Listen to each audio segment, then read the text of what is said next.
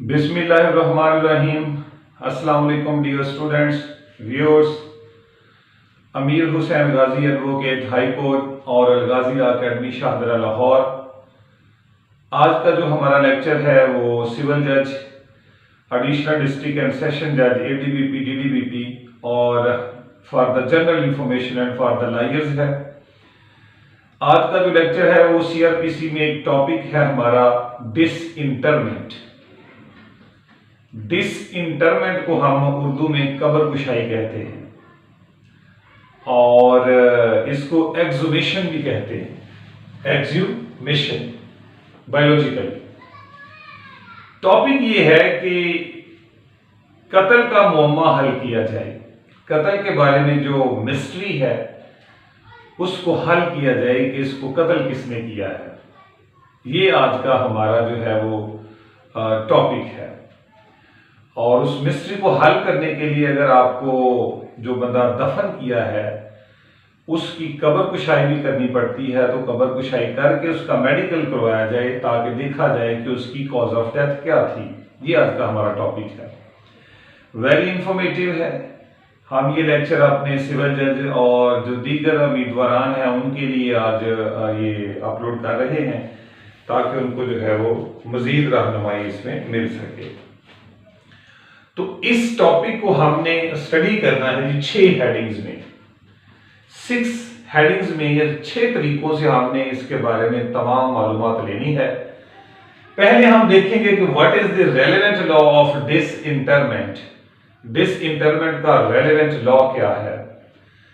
फिर ये सारा 2 से लेके 6 तक ये सारे का सारा प्रोसीजर है कि डिसइंटरमेंट जो है वो होती कैसे है, इसका तरीकाकार क्या है।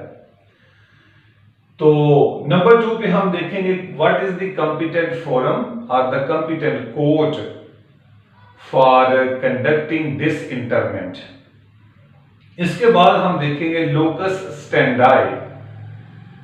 लोकस स्टैंडाई में हमने 3 चीजें रखी हैं कि who is the person competent to file application for disinterment, disinterment की दरखास्त कौन दे सकता है, ग्राउंड्स क्या होगी या इसके सर्कमस्टांसेस क्या होंगे, पर्पस क्या है इसको करने का। फिर हम देखेंगे refusal and acceptance of application of disinterment. Disinterment की जो एप्लीकेशन होगी अगर वो रिफ्यूज हो जाती है या वो एक्सेप्ट हो जाती है तो फिर क्या मामला हैं, ग्राउंड्स क्या है। फिर टाइम फॉर होल्डिंग डिसइंटरमेंट, कितने वक्त में पॉसिबल है, लॉ क्या कहता है इस बारे में। फिर हम देखेंगे remedies, what are the different remedies against disinterment, कि अगर दरखास्त कबूल हो और रिफ्यूज होती है फिर क्या करें, अगर दरखास्त एक्सेप्ट हो जाती है तो फिर क्या करें। ये सारे का सारा जो तरीकाकार है ये आज हमने आपके सामने रखना है। सो सबसे पहले चलते हैं dear students, what is the relevant law, कि इस टॉपिक का रेलेवेंट लॉ हमारे पास क्या है। रेलेवेंट लॉ के अंदर है जी हमारे पास number 1 code of criminal procedure का सेक्शन 176(2), 176 को उसकी क्लॉज 2 सीआरपीसी की, ये डिसइंटरमेंट के बारे में है। इसके अलावा इसके कुछ हालात जो हैं वो सेक्शन 174 के अंदर भी लिखे हुए हैं। तो 174 और 176(2) को मिला के हम ये कॉन्सेप्ट पढ़ते हैं। इसके अलावा पुलिस रूल्स 1934 में चलते हैं। पुलिस रूल 1934 में चैप्टर 25 है, इन्वेस्टिगेशन वाला चैप्टर, और उसमें रूल 34 है और रूल 36 है। इसको भी इसके साथ हम मिला के पढ़ेंगे। इसके अलावा हम चलेंगे जी high court rules and orders के अंदर, और उसका वॉल्यूम है 3 जो कि क्रिमिनल के बारे में, क्रिमिनल हायरार्की के बारे में है। उसका चैप्टर 18 है, पार्ट ए है, और उसका रूल 2 और 3 ये हाई कोर्ट के रूल्स के अंदर है। ये है डियर स्टूडेंट सारे का सारा आपका डिसइंटरमेंट का लॉ, यानी कब्र कुशाई का लॉ। इसके बाद चलते हैं जी, अब हमने सारे का सारा इसका प्रोसीजर पढ़ने लगे हैं कि what is the procedure for holding disinterment. तो इस प्रोसीजर में ये सारी चीजें आएंगी। तो नंबर 1 प्रोसीजर में है कॉम्पिटेंट फोरम। तो कॉम्पिटेंट फोरम से हम मुराद ये ले रहे हैं कि कौन सी अदालतें हैं जो कि डिसइंटरमेंट को जो है वो करने की कह लें कि करने की जुरिस्डिक्शन रखती हैं, कॉम्पिटेंट हैं, ये जानना बड़ा जरूरी है। तो अगर आप 176(2) को भी पढ़ लें तो उसके अंदर भी लफ्ज जो है वो मैजिस्ट्रेट का लिखा हुआ है। 176(2) को पढ़ें तो उसके अंदर लफ्ज मैजिस्ट्रेट लिखा हुआ है, ठीक है जी। इसके अलावा 174 को भी पढ़ें, 174 की क्लॉज 5 है, उसके अंदर भी अगर आप पढ़ें तो लिखा हुआ है magistrate of the first class. तो अगर हम इसको नॉटशेल में देखें तो कॉम्पिटेंट फोरम जो है आपकी दरखास्त जाएगी दो तरीकों से। अगर आपका चालान लग गया है, आपका ट्रायल हो रहा है, तो जो भी ट्रायल कोर्ट होगी वो आपका जो है वो जनाबे वाला कंडक्ट करेगी, उसको आप एप्लीकेशन दे सकते हैं। मेरी बात गौर से सुननी है। मैं ये कह रहा हूं कि कॉम्पिटेंट कोर्ट दो तरीकों से समझे। अगर आपका चालान लग गया और ट्रायल कोर्ट के अंदर है, वो उसका ट्रायल हो रहा है, तो फिर दरखास्त आप ट्रायल कोर्ट में देंगे कि जनाब इस बंदे की कब्र कुशाई की जाए, डिसइंटरमेंट इसकी की जाए, ठीक है। और अगर आपका चालान नहीं लगा तो आप ये दरखास्त दे सकते हैं कंसर्न इलाका मैजिस्ट्रेट को। इलाका magistrate, magistrate of the first class, उसको भी मैं थोड़ा एक्सप्लेन करता हूं कि वो कौन कौन से मैजिस्ट्रेट हैं। तो इसका मतलब ये हुआ ट्रायल कोर्ट के अंदर भी दे सकते हैं, और अदर देन जो कॉम्पिटेंट है, जो लफ्ज लिखा है वो मैजिस्ट्रेट का है। अब ट्रायल कोर्ट की अगर आपने मैं आपको थोड़ी आपकी हेल्प कर दूं, तो ट्रायल कोर्ट का अगर आपने देखना है कि वाकई ट्रायल कोर्ट में भी एप्लीकेशन दे सकते हैं, तो हमारे पास एक साइटेशन है, एक केस लॉ है 2014 PLD पेज नंबर 50 और कोयटा बलोचिस्तान हाई कोर्ट का ये जो है वो फैसला है। हाजी अब्दुल हमीद बनाम राज मोहम्मद, उसमें जो है वो 302 का ये एक ट्रायल था सेशन कोर्ट के अंदर। तो वहां पे जो है वो ट्रायल कोर्ट के अंदर एक एप्लीकेशन दी गई थी कि जो डिसइंटरमेंट है, कब्र कुशाई है, वो की जाए, ठीक है। तो वो जो है वो एंटरटेन की गई। ये मैंने एक रेफरेंस आपको दे दिया, और भी बहुत सारे, लेकिन हम थोड़ा थोड़ा आगे चलेंगे, ठीक है। आगे बिफोर ट्रायल मैंने कहा था मैजिस्ट्रेट के पास जाएंगे, तो मैजिस्ट्रेट मैंने कहा 176(2) में देख लें, मैजिस्ट्रेट लिखा हुआ है। 174(5) में देख लें, वहां पर भी इंक्वेस्ट का लफ्ज है, वहां पे भी मैजिस्ट्रेट का लफ्ज लिखा हुआ है ऑफ द फर्स्ट क्लास का। लेकिन यहां पे हम जो आपको जबरदस्त मालूमात देने लगे हैं, वो सबसे पहली जो साइटेशन जो हमने बड़ी ऑथेंटिक देखी इस बारे में, वो थी जी PLD 1978, PLD 1978 Lahore page number 1259। ये था state versus magistrate first class, state versus magistrate first class. ये साइटेशन जो है आपने कभी नहीं भूलनी। ये फजलजुल्ला जब जस्टिस साहब थे, उन्होंने इसके बारे में बड़ी अहम मालूमात हमको दी कि ये सारी की सारी इसके अंदर एक्सप्लेनेशन जो है बेहतरीन अंदाज में लिखी है। इसके अलावा एक और केस भी था, वो खुदा बख्श बनाम प्रोविंस ऑफ वेस्ट पाकिस्तान, ये भी 1957 PLD page number 662 Lahore high court का ये भी जो है वो फैसला था। तो यहां पे भी उन्होंने बड़ा जबरदस्त व्यू दिए। तो इन दोनों साइटेशन को कभी भी ना भूलिएगा, इनको आपने हर हाल में पढ़ना है। तो जो साइटेशन मैंने आपको बताई है state versus magistrate of the first class, जो कि PLD 1978 लाहौर 1259 है, इसके अंदर उन्होंने मैजिस्ट्रेट कोर्ट को बड़ा अच्छे तरीके से एक्सप्लेन किया। उन्होंने कहा कि मैजिस्ट्रेट से मुराद है डिस्ट्रिक्ट मैजिस्ट्रेट। अगर आप हेडक्वार्टर में हैं, आपका डिस्ट्रिक्ट बार है, तो वो डिस्ट्रिक्ट मैजिस्ट्रेट के पास है। फिर अगर आप सब डिविजनल कोर्ट्स के अंदर हैं, तहसील कोर्ट्स के अंदर हैं, तो सब डिविजनल मैजिस्ट्रेट है आपका, जो मैजिस्ट्रेट फर्स्ट क्लास होता है। फिर इसके अलावा उन्होंने कहा जी any magistrate empowered by the provincial government, तो ये वो मैजिस्ट्रेट हैं जो कि जिनको आप दरखास्तें दे सकते हैं। ये था जी हमारा जो कॉम्पिटेंट फोरम था जो हमने आपको बता दिया है बड़ी तफसील के साथ। अब आगे चले कि लोकस स्टैंडाई हमारा क्या है। लोकस स्टैंडाई जो है वो एक टर्म है जी लॉ के अंदर, जिसका मतलब ये होता है कि भाई क्या लेने आए हैं, क्या आपका हक है, आप क्यों इस फोरम तक पहुंचे हैं। ठीक है जी, आपने अदालत से लेना क्या है, रीजनेबल रेमेडी आपकी क्या है, आप क्या चाहते हैं। तो इस लोकस स्टैंडाई को जो है हमने 3 हिस्सों में तकसीम किया है। Number 1 is the person competent. अब वो कौन कौन से लोग हैं जो कि एप्लीकेशन दे सकते हैं। ठीक है जी, the person competent to make the application.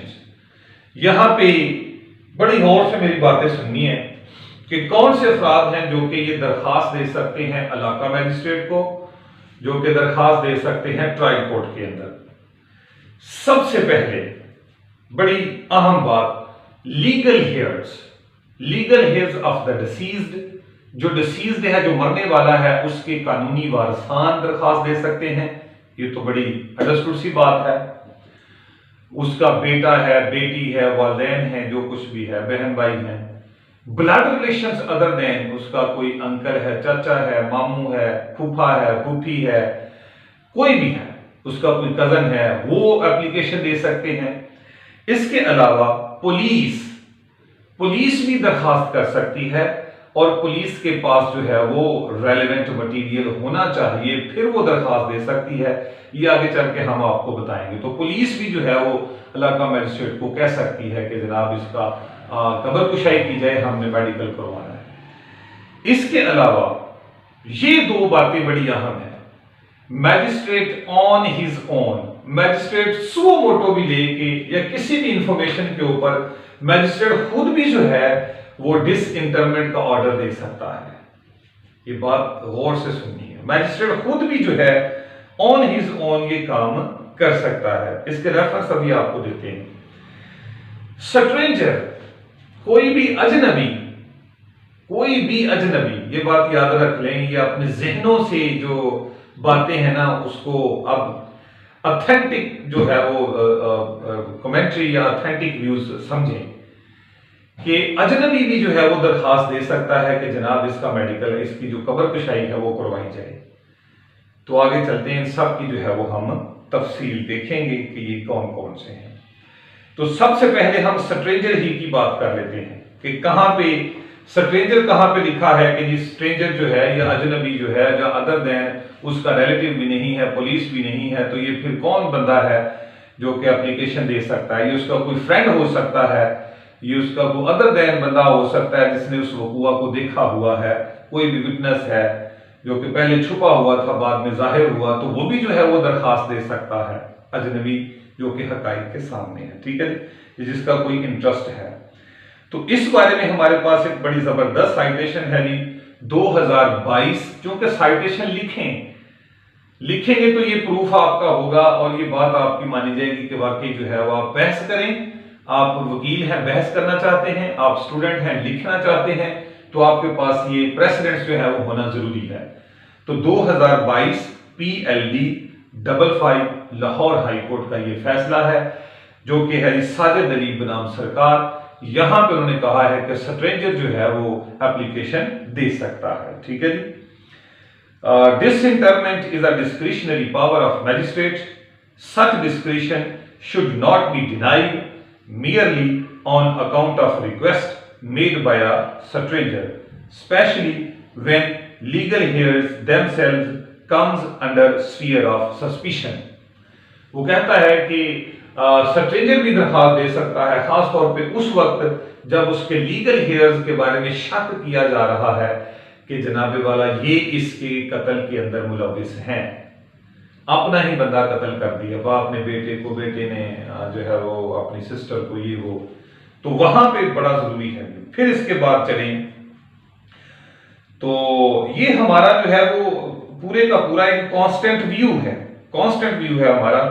और फिर एक और केस लॉ हमारे पास वो है जी 2016 PLD 518 पेज नंबर है, लाहौर हाई कोर्ट का फैसला है मुल्तान बेंच का, जिसमें है जी सॉरी लाहौर हाई कोर्ट का फैसला है जिसमें है फौजिया शबनम बनाम ASJ मुल्तान। तो इसमें भी स्ट्रेंजर का कहा गया कि वो भी जो है दरखास्त दे सकता है। तीसरी साइटेशन नोट करें 2006 YLR 2953 लाहौर हाई कोर्ट का ये भी फैसला है, रियाजुल हसन शाह बनाम ASJ विहाड़ी। तो ये 3 साइटेशन जो हैं वो मैंने आपको दे दी हैं जो कि स्ट्रेंजर के बारे में है। आगे चलते हैं कि मैंने कहा कि मैजिस्ट्रेट सुओ मोटो के तहत उसको कोई इंफॉर्मेशन मिली है तो वो ऑन हिज ओन खुद भी जो है वो ऑर्डर दे सकता है कि इसकी कबर कुशाई की जाए। तो इस बारे में हमारे पास जो कह रहे हैं कि लॉ मौजूद है वो जरा लिख लें जी कि हमने ये बात कहां से की है। ये है जी 2022 YLRN नोट 188 पेज है, कराची की सिंध हाई कोर्ट का ये फैसला है, अनवार हुसैन बनाम ASJ waste district.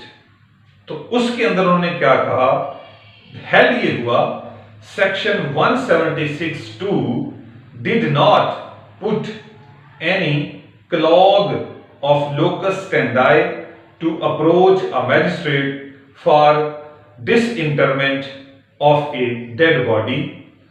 It can be carried out, ये बड़ी अहम लाइन है समझिएगा, it can be carried out by the magistrate on his own. वो कह रहा है कि आप इस बात का शोर ना करें कि दरखास्त देनी किसने है, कोई कौन दे सकता है या कौन नहीं, ये तो मैटर ही नहीं करता। क्यों नहीं मैटर करता? क्योंकि मैजिस्ट्रेट खुद ही ऑर्डर दे सकता है कि डिसइंटरमेंट की जाए। तो बड़ी खूबसूरत जजमेंट है जी। फिर एक और जजमेंट नोट करें कि मैजिस्ट्रेट खुद भी ऑर्डर कर सकता है। 2017 PLD पेज नंबर है जी 337 लाहौर हाई कोर्ट का ये फैसला है, शमा बनाम सरकार, शमा वर्सेस स्टेट। इस केस के अंदर भी एक कांस्टेंट व्यू है कि जनाब मैजिस्ट्रेट ऑन हिज ऑन ये काम कर सकता है। ठीक हो गया जी। आगे स्ट्रेंजर के बारे में 2021 में भी एक और हमारे पास एप्लीकेशन है, इकरा फैसल बनाम जुबैर खान 2021 PLD 118 कराची का ये फैसला है सिंध हाई कोर्ट का। तो ये भी स्ट्रेंजर के बारे में बात करता है। तो मैंने स्ट्रेंजर और मैजिस्ट्रेट दोनों का व्यू जो है वो आपके सामने रख दिया है। मैंने आपको साइटेशन दे दी हैं, तो आप ये इससे जो है वो अपनी प्रैक्टिस को बेहतर बना सकते हैं। आगे चलें जी। तो जो एप्लीकेशन देने का तरीका होता है जी, आप सिंपल जो है जहां पर वो कबर मौजूद है, जहां पर उसका ट्रायल हो रहा है, वहां के मैजिस्ट्रेट को जो है वो आप दरखास्त दे सकते हैं कि जनाबे वाला ये जो है वो ये रीजंस हैं, इन ग्राउंड अभी आपको बताते हैं, इस बंदे की कबर कुशाई की जाए।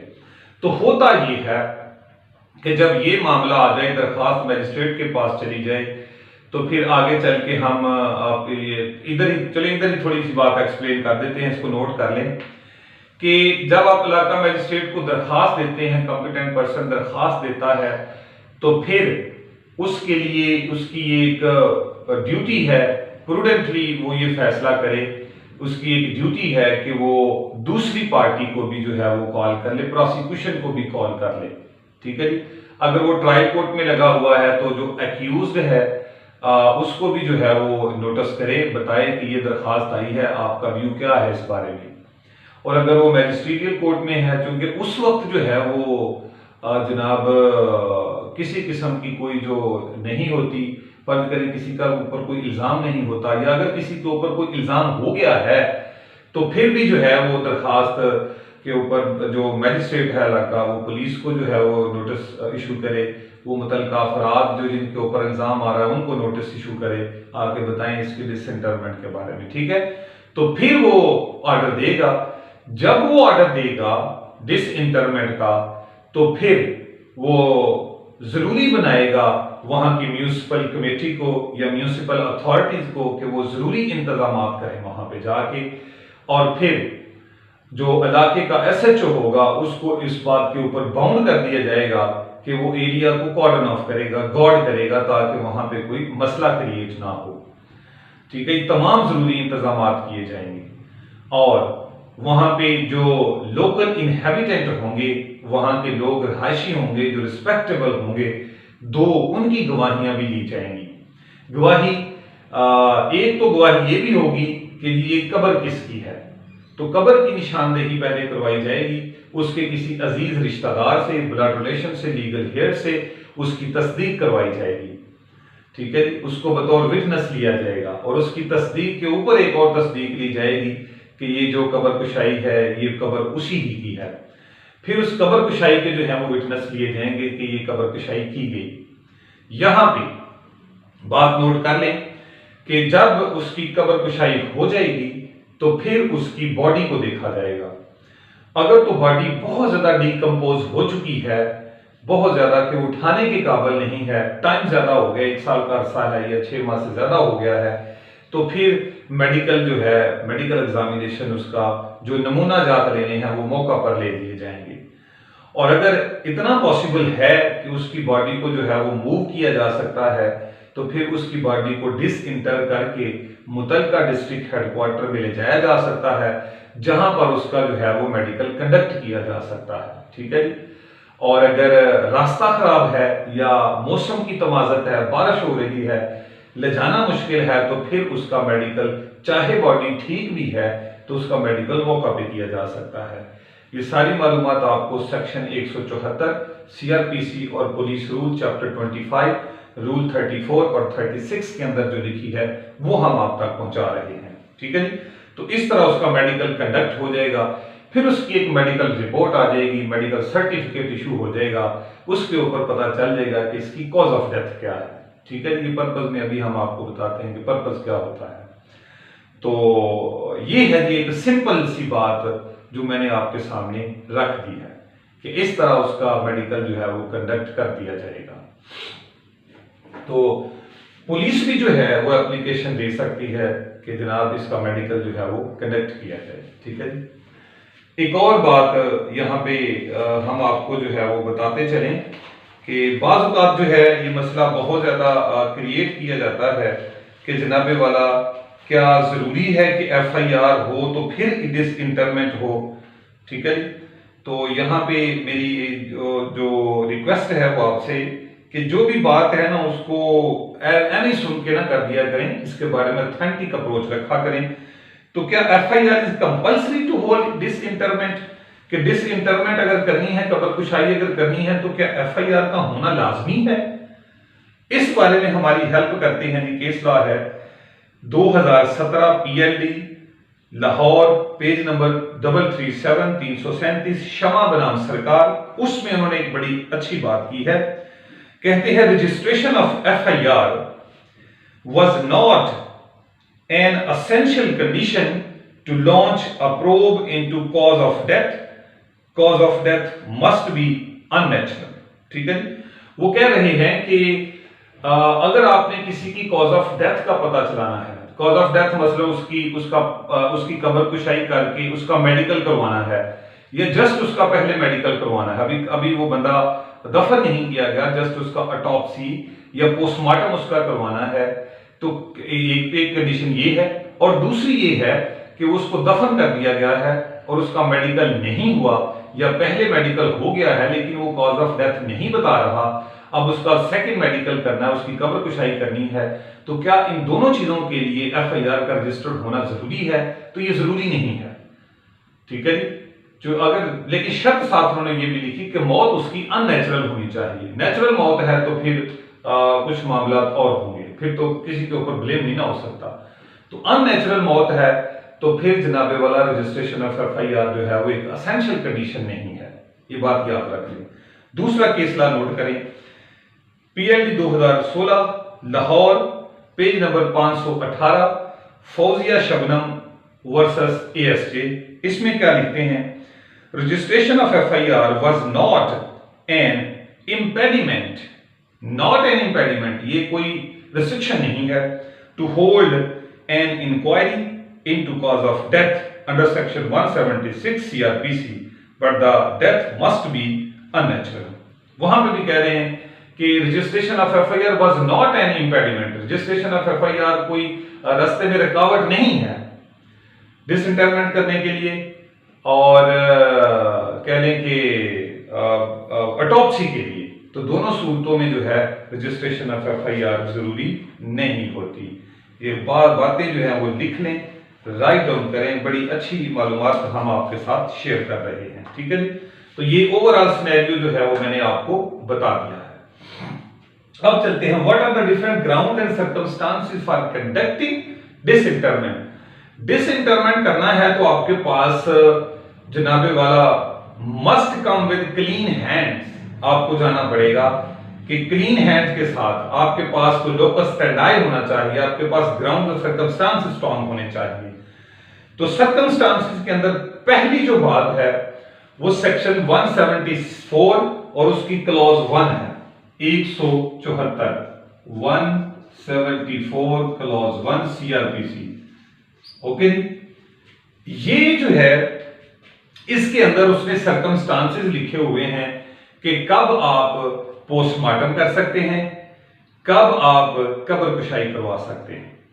तो वो क्या है, वो कहता है जी कि 4 सूरत हाल हैं, ज्यादा बल्कि वहां पे मेंशन है, लेकिन ABC 3 जो हैं उन्होंने जो है वो ड्रॉ किए हुए हैं पैराग्राफ। कहता है कि अगर किसी ने सुइसाइड किया है, ये सारी अननेचुरल डेथ आपको बताने लगा हूं, क्योंकि पोस्टमार्टम जो है और जितने भी हमारे दीगर मामलात हैं डिसइंटरमेंट का, ये सारे के सारे किस सिनेरियो में आते हैं जब मौत अननेचुरल हो। अगर किसी ने सुइसाइड किया है, नंबर 1 सर्कमस्टांसेस। अगर जनाब किल्ड बाय अनदर है, किसी ने जनाब उसका कत्ले अमद किया है। आगे किल्ड बाय एन एनिमल है, killed by any machinery and killed by an accident. और फिर उन्होंने आगे एक बात लिखी है कि has died under circumstances raising a reasonable suspicion. बंदा मर गया और एक रीजनेबल शक जो है वो पैदा हो रहा है कि इसकी मौत नेचुरल नहीं है, इसकी मौत अननेचुरल है। ये वो सर्कमस्टांसेस हैं जो कि आपको अलाउ करते हैं कि आप दरखास्त दे सकें ऑटोप्सी की, आप दरखास्त दे सकें डिसइंटरमेंट की। ओके जी। इसके अलावा और भी हमारे पास ग्राउंड्स हैं जो कि हम मैजिस्ट्रेट के सामने या ट्रायल कोर्ट के सामने रख सकते हैं। सर्कमस्टांसेस ये रखेंगे आप अपनी बहस के लिए। पहला ग्राउंड जी, to know actual cause of death. पहली ग्राउंड, हम जानना चाहते हैं कि एक्चुअल डेथ इसकी कैसे हुई। To know the actual cause of the death, ये ग्राउंड है हमारी। 176(2) के अंदर भी लिखा हुआ है कि डिसइंटरमेंट का जो मकसद है वो यही है, ठीक है जी। तो वहां पे भी ये लफ्ज लिखा हुआ है, in order to discover the cause of his death. तो भाई हम उसकी कॉज ऑफ डेथ के बारे में मालूम करना चाहते हैं, हमें ये बात पता नहीं है, तो इसकी डिसइंटरमेंट की जाए और इसका मेडिकल करवाया जाए। ओके जी।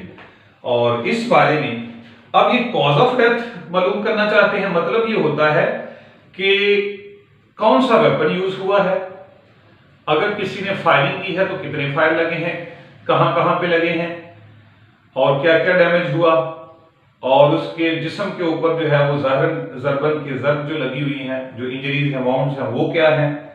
ठीक हो गया जी। तो मींस क्या है, किस तरह से उसको जो है वो मर्डर किया गया। तो इस बारे में हमारी हेल्प जो करता है वो PLD 1995 लाहौर, पेज नंबर 433, ये भी जो है वो यही बात करता है। आगे चलें जी। एक ग्राउंड, ये दूसरी ग्राउंड, 2 ग्राउंड होगी, एक सर्कमस्टांस और एक ये तीसरी ग्राउंड, कि the application for disinterment can be filed on simple ground of suspicion. Simple ground of suspicion कि ये वाली दरखास्त जो डिसइंटरमेंट की और ऑटोप्सी की है, पोस्टमार्टम की है, वो थोड़ा सा भी शक है तो आप ये दरखास्त फाइल कर सकते हैं। उस बारे में हमारी मदद कर रहे हैं 2022 YLRN पेज नंबर 188, और कराची है सिंध हाई कोर्ट का फैसला है अनवार हुसैन वर्सेस एएसजे, और अनवार हुसैन वर्सेस एएसजे, ये हमारी जो है वो हेल्प करते हैं। इसके अलावा 2022 है पीसीआर एलजे 1420 कराची, पीर बख्श बनाम सरकार, ये भी यही बात करते हैं कि सिंपल सस्पिशन हो तो एप्लीकेशन दी जा सकती है। फिर हमारी एक और ग्राउंड ये है to set the law into motion, to set the law into motion to discover the real cause of the death, कि हम डिसइंटरमेंट इसलिए मांग रहे हैं कि लॉ थोड़ा मुतहरक हो और जनाबे वाली आगे जाके हम इसके बारे में जो हमारे पास जो शक है किसी के ऊपर वो क्लियर हो, हमारा एक्यूज जो है वो सामने आए, मुल्ज़मान को सजा दी जाए। एक और ये वाली जो बात है ये 2022 PLD page number 55 Lahore high court Sajid Ali बनाम सरकार, उसमें लिखा हुआ है कि to set the law in motion, इसके लिए भी दरखास्त दी जा सकती है कि डिसइंटरमेंट करें। आगे जी, real cause of death should in mystery, should be in mystery. अगर रियल कॉज ऑफ डेथ जो है उसकी नहीं पता चल रही तो ये भी एक ग्राउंड है, आप एप्लीकेशन दे सकते हैं।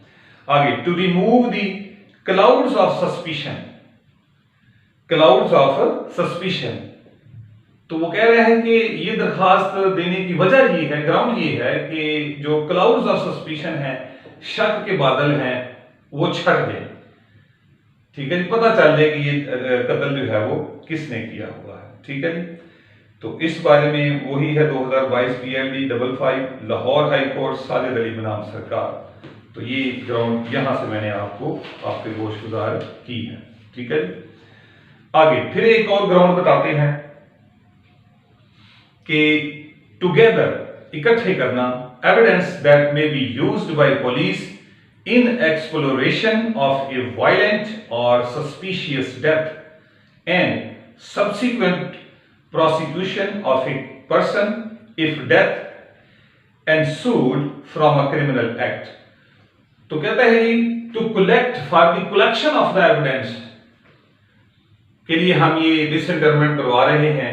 क्यों करवा रहे हैं? ताकि पुलिस को पता चले कि ये वायलेंट और सस्पिशन डेथ की वजह क्या है और वो प्रोसिक्यूट कर सके किसी भी बंदे को। ठीक है जी, तो ये वाली जो साइटेशन है हमारे पास ये है 2021 पीएलडी 805 लाहौर हाई कोर्ट और शाहिदा चौधरी बनाम आरपीओ रावलपिंडी।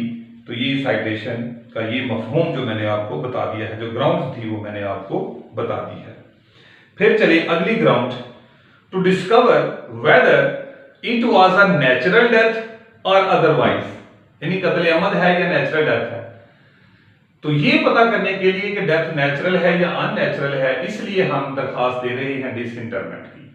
ये कहां पे लिखा है? इसकी साइटेशन है 2020 PLD 394 Lahore high court Begum Mai बनाम एएसजे। ओके जी, आगे फिर चलिए मजीद ground. When the first examination, ये बड़ी अच्छी मालूमात है, ये जो आपने इसको गौर से सुना है। When first examination unconcluded, okay जी, रिगार्डिंग कॉज ऑफ डेथ,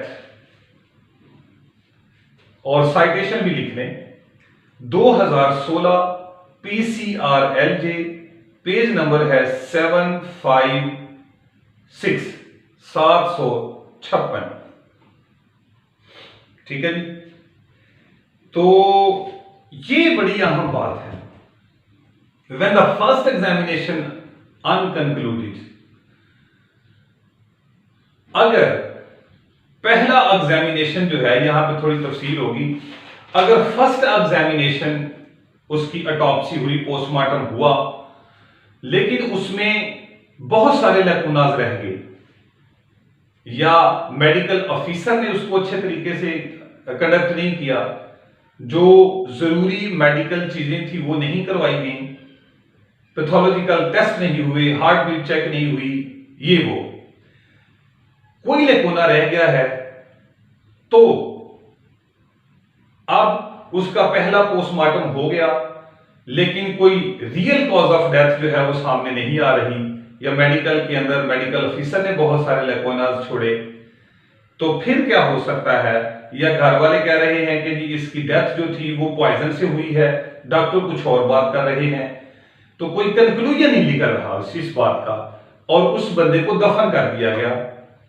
अब बाद में उनको ख्याल आया कि नहीं जी ये रियल कॉज ऑफ डेथ जो है ये नहीं है, या मेडिकल ऑफिसर ने जो है वो यहाँ पे बहुत सारे लेकोनाज छोड़े हैं, तो फिर आप दोबारा सेकंड पोस्टमार्टम और डिसइंटरमेंट की एप्लीकेशन दे सकते हैं। यानी इसको खोदा भी जाए, निकाला भी जाए, और उसका सेकंड मेडिकल भी किया जाए, सेकंड एग्जामिनेशन भी किया जाए, ताकि रियल कॉज ऑफ डेथ जो है वो पता चल सके। ये एक बहुत बड़ी स्ट्रॉन्ग ग्राउंड है, और मैंने आपको साइटेशन लिखवा दी है, जिसको अपने पास संभाल के रखें, तो उसका सेकंड मेडिकल भी हो सकता है। ठीक हो गया जी?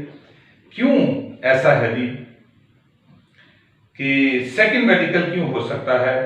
इस बारे में आप मजीद जो है वो बात गहराई में करना चाहते हैं, तो वो PLD 1978 लाहौर हाई कोर्ट और page number 1259 state versus magistrate first class, mister Fazlullah साहब चीफ जस्टिस साहब थे, उन्होंने फैसला किया। उन्होंने कहा कि अगर पुलिस जो है वो एक से ज्यादा मर्तबा इन्वेस्टिगेशन कर सकती है, बात गौर से सुनिएगा, अगर पुलिस एक से ज्यादा मर्तबा इन्वेस्टिगेशन कर सकती है, तो मैजिस्ट्रेट भी एक से ज्यादा मर्तबा डिसइंटरमेंट और ऑटोप्सी का ऑर्डर कर सकता है।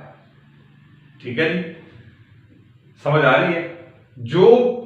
चूंकि इसलिए मैजिस्ट्रेट कर सकता है कि ये जो डिसइंटरमेंट है, ये जो ऑटोप्सी है, पोस्टमार्टम है, ये पार्ट ऑफ एग्जामिनेशन, अब ये पार्ट ऑफ इन्वेस्टिगेशन है, ये इंक्लूड है इन्वेस्टिगेशन के अंदर। तो इन्वेस्टिगेशन अगर एक से ज्यादा मर्तबा हो सकती है, तो फिर ये वाला जो है मामला ऑटोप्सी का, पोस्टमार्टम का और डिसइंटरमेंट का एक से ज्यादा मर्तबा हो सकता है। ठीक है जी? ये जो बात आपको बता रहा हूं, ये PLD 1978 वाली बात बता रहा हूं कि बड़ा जबरदस्त इसके अंदर फैसले हुए थे। जस्टिस साहब ने बड़ा प्यारा जो है वो एक व्यू दिया था, बाकी भी इसके अंदर बताएंगे आपको। ठीक है? तो ये है जी ग्राउंड्स, जिनकी बुनियाद के ऊपर आप जा सकते हैं। ठीक है जी? आगे चलें। What are the purpose behind disinterment and autopsy? Purpose, ये सिंपल सा पर्पस है, to know the cause of death, to know the real cause of death, to remove the clouds of suspicion. हमारा तो मकसद यही है। ठीक है जी? कि टू कलेक्ट द एविडेंस, कोई एविडेंस कलेक्ट किया जाए, शक दूर किया जाए। ठीक है? To punish the relevant accused, जो रेलेवेंट लोग हैं वो पकड़े जाएं, किसी के साथ ज्यादती ना हो। तो ये इसके पर्पस है। आगे चलते हैं जी। Refusal and acceptance of this application for disinterment. आपकी डिसइंटरमेंट की एप्लीकेशन जो है वो रिफ्यूज भी हो सकती है, यानी जहां पे आप देंगे वो अदालत अगर आपसे मुतमिन नहीं है, तो आपकी एप्लीकेशन को खारिज भी कर सकती है और आपकी एप्लीकेशन को एक्सेप्ट भी कर सकती है। तो सबसे पहले देखते हैं कि खारिज क्यों होगी आपकी एप्लीकेशन, खारिज क्यों हो सकती है। तो खारिज होने के बारे में भी जो मैंने आपको साइटेशन बताई है, PLD 1978 page number 1259 Lahore high court state versus magistrate first class, Altaf Hussain साहब थे। तो ये वाली भी जो रिफ्यूजल की बात भी वहां पे की गई, बड़ी खूबसूरती से बात की गई रिफ्यूजल की। क्या कहा उन्होंने कि when cause of death has been established beyond reasonable doubt. ठीक है जी? When the cause of death has been established, cause of death has been established beyond reasonable doubt, जब cause of death आपके सामने बिल्कुल क्लियर है, पता चल गया है, तो फिर आपको डिसइंटरमेंट करवाने की जरूरत नहीं है। यानी मेडिकल जो है वो दरखास्त आई मैजिस्ट्रेट के सामने या ट्रायल कोर्ट के सामने, तो उसके अंदर मेडिकल के अंदर लिखा हुआ है कि इसकी डेथ जो है वो पॉइजन से हुई है, या इसकी डेथ जो है स्ट्रैंगुलेशन, फंदा लगाने से हुई है, या कोई और मूड है, केमिकल से हुई है। बड़े वाज़ेह तौर पे उन्होंने पहला मेडिकल कंडक्ट किया, बड़े अच्छे तरीके से कंडक्ट किया और cause of action, cause of death has been established, तो फिर आपकी दरखास्त रिफ्यूज कर दी जाएगी। क्यों रिफ्यूज की जाएगी? क्योंकि डेड बॉडी की एक रिस्पेक्ट है इस्लाम में। इस्लाम डेड बॉडी के भी हकूक देता है। खास तौर पे अगर किसी लेडी का मामला है तो उसकी इज्जत और तकीर का मामला होता है, तो डेड बॉडी को रिस्पेक्ट भी देनी है। ये इस्लामिक व्यू भी है और साइटेशंस भी इसके बारे में बहुत ज्यादा हैं। तो फिर ये उस वक्त ही जाएगी जब कोजेंट रीजंस होंगी और सेटिस्फाइड होगी कोर्ट। तो अगर कॉज ऑफ डेथ पता है तो फिर एप्लीकेशन रिफ्यूज कर दी जाएगी, जाएंगे, इट्स ओके।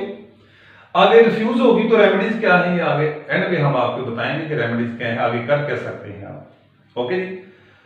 और इस बारे में जो साइटेशन है वो मैंने आपको बता दी है।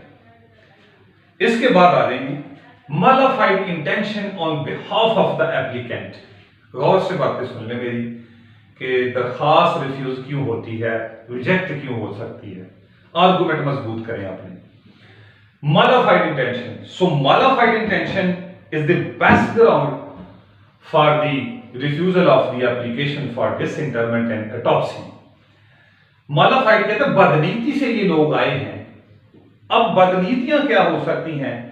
बदनीति हो सकती है कि कोई किसी की जमीन के ऊपर कब्जा करना चाहता है और उसको हरासा कर रहा है कि हम मेडिकल करवाएंगे, आप पे इल्जाम आ जाएगा तो आप फंस जाएंगे, ये प्रॉपर्टी मुझे दे दें। इनहेरिटेंस के मामला होते हैं बहन भाइयों के आपस में, ठीक है जी। और क्रिमिनल केसेस जो है वो किसी के ऊपर होते हैं, हरासा किया जाता है किसी को, तो ये सारी की सारी जो है वो मॉडिफाइड जो है वो हो सकती है। अगर मॉडिफाइड है, इंटेंशन है एप्लीकेंट की, बदनीति से उसने एप्लीकेशन दी है तो रिफ्यूज हो सकती है। मिसालें जरा समझें यहाँ पे। एक मिसाल मैं आपको देने लगा हूं, वो है जी 2017 PLD page number 435 Lahore high court का फैसला है, इकबाल बीबी बनाम एएसटी, ठीक है जी। यहां पे बदनीति बड़े अच्छे तरीके से बयान की गई। हुआ ये कि इकबाल बीबी का जो हस्बैंड था वो फौत हो गया और इकबाल बीबी ने सक्सेशन सर्टिफिकेट लिया। सक्सेशन सर्टिफिकेट के अंदर इकबाल बीबी ने लिखा कि उसकी मौत जो है वो नेचुरल हुई है, ओके जी। एक बात ये मॉडिफाइड समझिएगा कि मौत नेचुरल हुई है। दूसरी बात ये थी कि इकबाल बीबी ने जो है वो अपने मुखालफीन जो थे, अपने जो शेयर्स थे, लीगल इनहेरिटेंस जो थे, वारसान जो थे, उसके ऊपर एक क्रिमिनल केस भी करवाया हुआ था, ठीक है जी। और डिस्प्यूट था जी इनहेरिटेंस का, इस मामले में इनहेरिटेंस का डिस्प्यूट था। अब इकबाल बीबी के खिलाफ 3 सबूत थे अदालत के। एक ये था कि इकबाल बीबी ने नेचुरल डेथ का लिखवाया था सक्सेशन सर्टिफिकेट में, इसने मुखालफीन के खिलाफ पर्चे करवाए हुए थे, क्रिमिनल केसेस थे और इनका आपस में इनहेरिटेंस का मामला था। ये 3 ग्राउंड्स थी जो अदालत के सामने।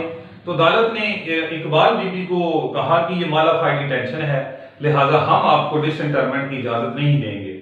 ये आप इसलिए करवा रही हैं कि आप जो उसके लीगल वारसान है दीगर, उनको हरासा करने के लिए आप ऐसा कर रही हैं, ठीक है जी।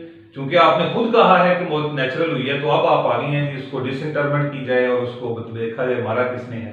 तो ये एक मॉडिफाइड वहां पे जो है वो डिस्कस हुई, ठीक है जी। इसके अलावा हरासमेंट के लिए लोग कुछ करते हैं, हरासा करने के लिए करते हैं, तो हरासमेंट अगर आपने साबित कर दी तो फिर वो एप्लीकेशन काबिल कबूल नहीं होगी।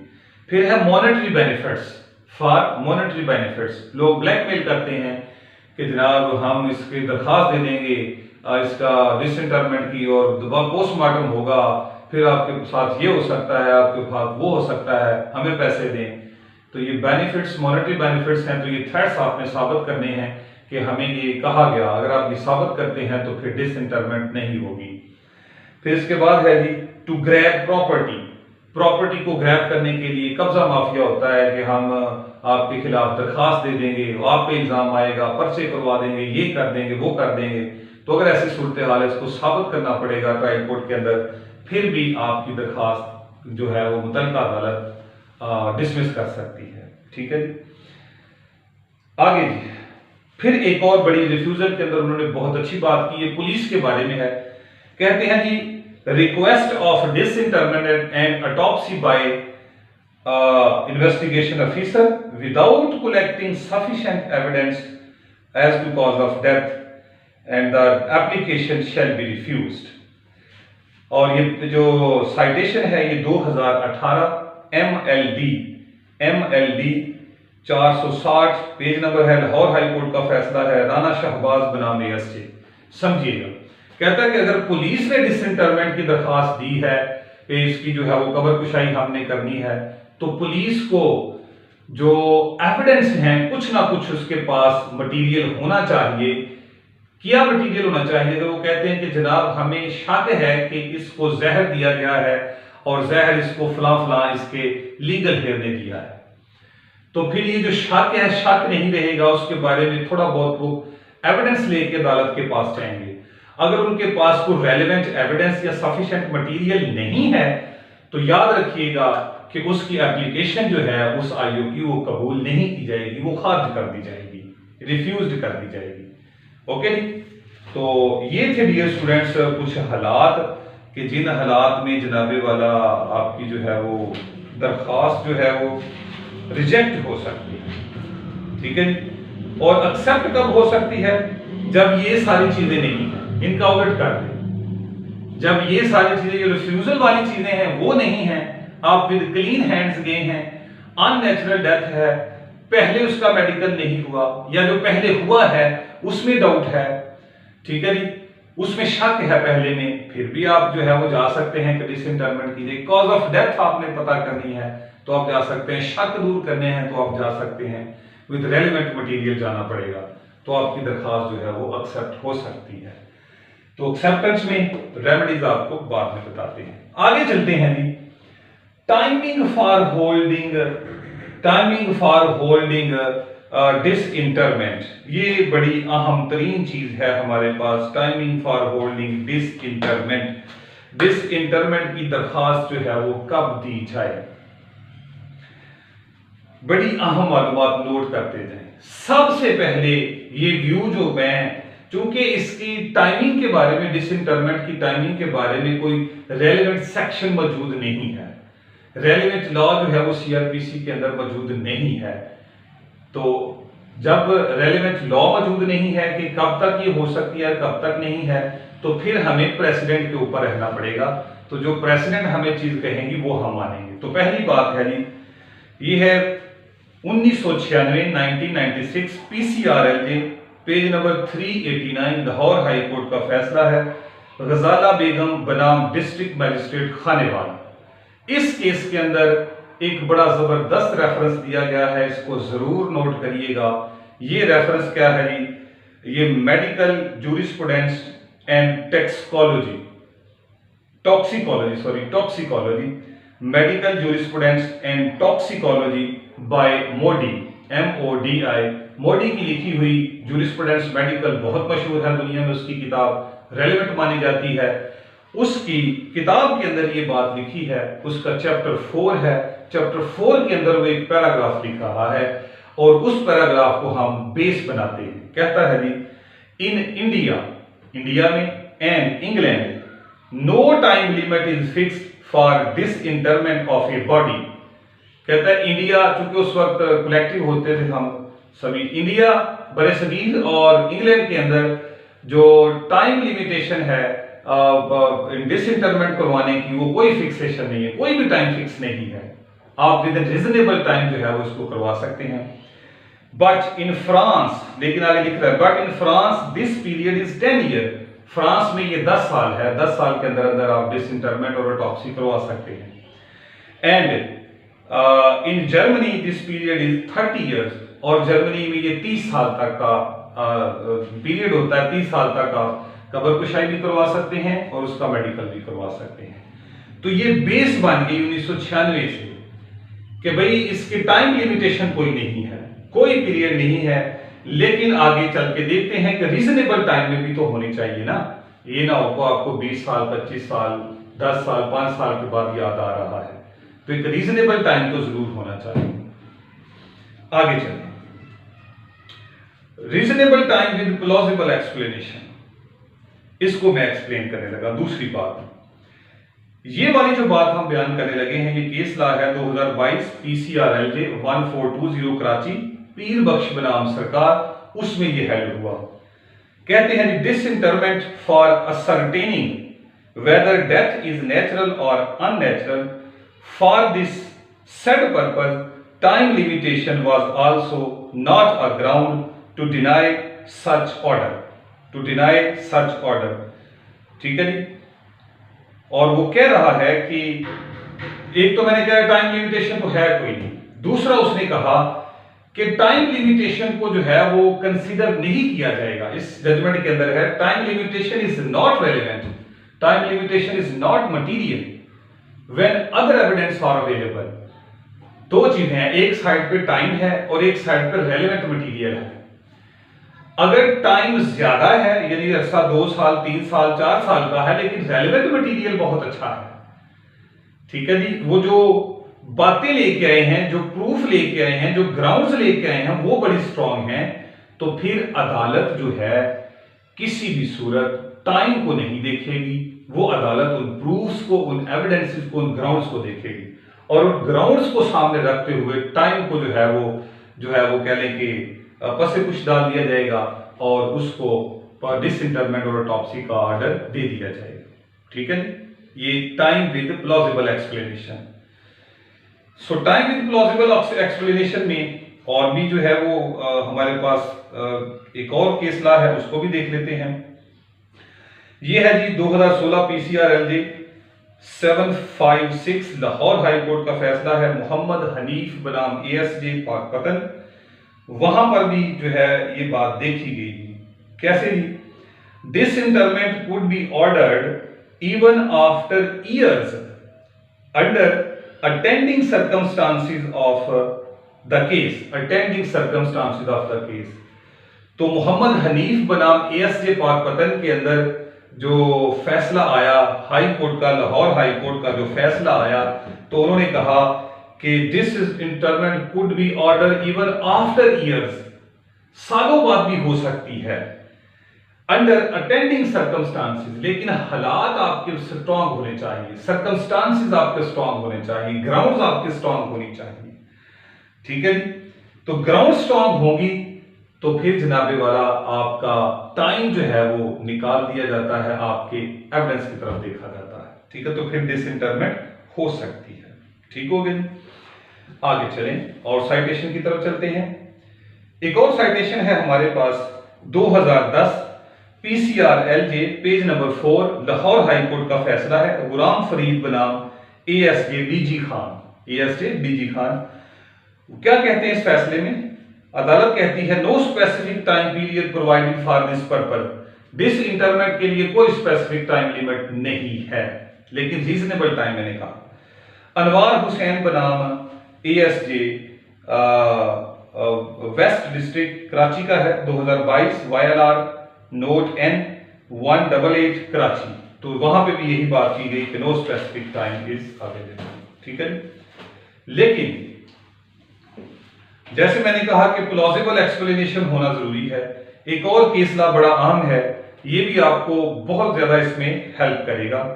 ये है जी 2018 MLD 460 है, page number Lahore high court का फैसला है, राना शहबाज अहमद बनाम ASJ। और ये occipital bone injury, occipital OCCIPITAL, occipital bone injury है, यानी ये इंजरी हुई है जी यहाँ पे स्कल के अंदर, आईज में कोई फायर लगा और चिक्स पे कोई फायर लगा, ये ऑसिपिटल बोन जो है इंजरी इसको कहा जाता है। यहां पे क्या फैसला हुआ कि occipital bone injury can be discovered even after a decade, even after a decade. It was never too late to held autopsy or disinterment order। तो ये भी इसके अंदर कहा गया कि ऑटोप्सी यानी पोस्टमार्टम और कब्र कुशाई ये टू लेट नहीं होनी चाहिए, लेकिन अगर ऑसिपिटल इंजरी है, ये स्केलेटल जो फेस की मैंने बताई है, तो इस केस में हुआ ये था कि फायर लगे थे आइज के करीब और चिक के अंदर, तो ये फायर लगे थे, बंदा मर गया था, तो ये कि जो है वो एप्लीकेशन दी गई, तो इसके अंदर उन्होंने कहा कि ये आफ्टर डिकेड्स भी हो सकती है। ऑसिपिटल इंजरी हो तो डिसइंटरमेंट आफ्टर डिकेड्स भी हो सकती है, लेकिन इसको टू लेट नहीं होना चाहिए। ये भी थोड़ा सा ब्यूटी है गया, ठीक है। तो इसके बाद एक और साइटेशन सुने। ये एसफिजियल डेथ थी ड्यू टू स्ट्रैंगुलेशन।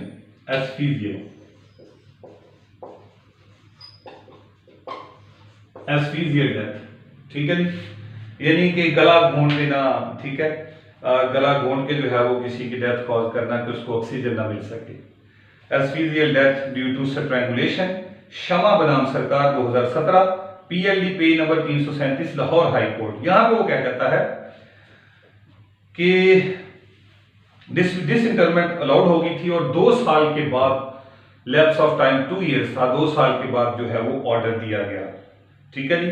क्यों दिया गया जरा देखिएगा। एसफिजियल डेथ में क्या हुआ कि कहते हैं poisonous content remains in decomposed body, कि पॉइजनस कंटेंट्स जो हैं, अगर किसी के एसफिजियल डेथ विद स्ट्रैंगुलेशन हुई है, फंदा देने से उसको जो है वो मारा गया है, गला घोंट के उसको मारा गया है, तो फिर क्या है, जो डीकंपोज्ड बॉडी होती है उसमें पॉइजनस कंटेंट्स मौजूद रहते हैं। Arsenic was possibly detectable not only in hair but also in soil। और से सुनिएगा जो मैं कह रहा हूं कि टाइम को फिर निकाल दिया जाता है, फिर एविडेंस की तरफ आते हैं। ये एक डेथ हुई थी, एसफिजियल डेथ थी विद स्ट्रैंगुलेशन, फंदा भी दिया गया था, गला दबा के मारा गया था। तो इसमें हुआ क्या कि शक ये था कि इसको वायलेंट जो है वो मारा गया है, घरेलू फिजिकल टॉर्चर से मारा गया है, लेकिन दूसरी साइड से था कि ये सुसाइड हुआ है, लेकिन सुसाइड नहीं हुआ था। तो फिर क्या हुआ कि 2 साल के बाद एप्लीकेशन दी गई कि हम इसका मेडिकल करवाना चाहते हैं, हमें शक है कि इसको इसके हस्बैंड ने मारा है। तो जब दरख्वास्त दी गई तो अदालत के सामने कुछ चीजें आई। अदालत के सामने मेडिकली ये पॉइंट नजर आया कि अगर एसफिजियल डेथ है ड्यू टू स्ट्रैंगुलेशन तो उसके असरात जो हैं वो बालों में भी होते हैं और उसके असरात डीकंपोज्ड बॉडी के अंदर जो सॉइल होती है, जो मट्टी होती है, उसके अंदर भी होते हैं। तो उन्होंने कहा कि अगर फर्ज करें बॉडी डीकंपोज्ड भी हो जाए, बॉडी खत्म भी हो जाए, लेकिन उसके असरात उस मट्टी के अंदर मौजूद होते हैं, पता चल जाता है कि इसको जहर दिया गया है या क्या हुआ है, ठीक है। तो फिर जो है वो कह लें कि वहां पे जो डिसइंटरमेंट की गई, तो फिर जाके आगे तमाम मामला जो थे वो मेडिकली हो गए। तो बात बताने की यहाँ पे ये है कि चूंकि सॉइल मट्टी जो थी वो बड़ा रेलेवेंट मटेरियल था, मेडिकल साइंस कहते हैं मट्टी भी बता देती है कि ये इसके अंदर आर्सेनिक है या नहीं है, कैसे इसकी मौत हुई है। अगर एसफिजियल डेथ है ड्यू टू स्ट्रैंगुलेशन तो फिर मट्टी भी बता देती है कि इसके अंदर क्या वाकई इसकी डेथ ऐसी हुई है। तो उन्होंने कहा कि बॉडी खत्म ही हो जाए, मट्टी तो है ना, तो लिहाजा 2 साल का टाइम बेशक हो गया है, लेकिन इसको डिसइंटर करें, मट्टी वहां से ले लें, वो बता देगी कि इसके साथ क्या हुआ। तो बात ये थी कि फिर टाइम मैटर नहीं करता, फिर एविडेंस मैटर करती है। तो एक हॉस्पिटल बोन का मैंने कह दिया, कहते डिकेड्स के ऊपर भी आ जाए, सालों हो जाए तो फिर भी कर लें। और एक एसफिजियल डेथ ड्यू टू स्ट्रैंगुलेशन, ये भी मैंने आपको मिसाल दी है कि मट्टी बड़ी अहम होती है। तो यहाँ पे अगर कोई ये कहे कि बॉडी खत्म हो गई तो फिर ये आर्गुमेंट स्ट्रॉन्ग होता है कि मट्टी तो है ना, वो कलेक्ट करके मेडिकल किया जा सकता है, ठीक है। तो ये था जी हमारे पास टाइम के बारे में बड़ा जबरदस्त व्यू जो आपको हमने दे दिया है। नेक्स्ट चलते हैं, बड़ी अहम तरीन बात वो है रेमेडीज के ऊपर। रेमेडीज, अगर आपकी दरखास्त रिफ्यूज हो जाती है एप्लीकेशन, या एप्लीकेशन एक्सेप्ट हो जाती है और दूसरी पार्टी आगे बढ़ना चाहती है, आगे जाना चाहती है, इसको हम देख लेते हैं कि ये क्या चीज है, ठीक है जी। सबसे पहले बात याद रखिएगा, एक कांस्टेंट व्यू है खुदा बख्श केस से लेकर खुदा बख्श बनाम province of West Pakistan 1957 PLD 662 Lahore से लेकर आज के दिन तक, जब तक ये लेक्चर रिकॉर्ड है, ये डेट आ जाती है यूट्यूब के ऊपर कि कब रिकॉर्ड हुआ। कांस्टेंट व्यू ये है कि it is an judicial order, disinterment का जो हुक्म है, जो ऑर्डर है, ये जुडिशियल ऑर्डर है, एडमिनिस्ट्रेटिव या एग्जेक्टिव ऑर्डर नहीं है। जब ये जुडिशियल ऑर्डर है, जुडिशियल फंक्शन है, तो फिर ये रिवाइजेबल है। रिवाइजेबल, इसकी रिवीजन की जा सकती है इसके खिलाफ। ये बात और से सुन लेंगे, आगे चल के मैं रेफरेंस भी दूंगा कि किस किस में ये बात कही गई। तो सबसे पहले नोट कर लें, अगर दरखास्त खारिज हो गई है, आपने दरखास्त इलाका मजिस्ट्रेट को दी, इलाका मजिस्ट्रेट ने दरखास्त को कबूल नहीं किया, खारिज कर दी, तो आप रिवीजन कर सकते हैं कोर्ट ऑफ सेशन के अंदर। ठीक हो गया जी। कोर्ट ऑफ सेशन के अंदर जो रिवीजन करेंगे वो सेक्शन 439A CRPC के तहत वो रिवीजन होगी। उस रिवीजन में भी अगर आपकी बात नहीं सुनी गई, आपकी दरखास्त जो है वो कह लें कि डिसमिस कर दी गई, खारिज कर दी गई, तो अगला फोरम है आपका 2 तरीकों से अवेलेबल होगा। हाई कोर्ट का फोरम, आप आर्टिकल 199 कॉन्स्टिट्यूशन ऑफ पाकिस्तान के तहत भी रिट कर सकते हैं। आप CRPC का सेक्शन 561A 561A उसके तहत भी आप क्रिमिनल पिटीशन फाइल कर सकते हैं कि इसको खारिज किया जाए, ये दरखास्त जो हुक्म हुआ है इसको कलअदम करार दिया जाए, सस्पेंड किया जाए। ठीक है जी, ये पूरी चेन मैंने आपको समझा दी है।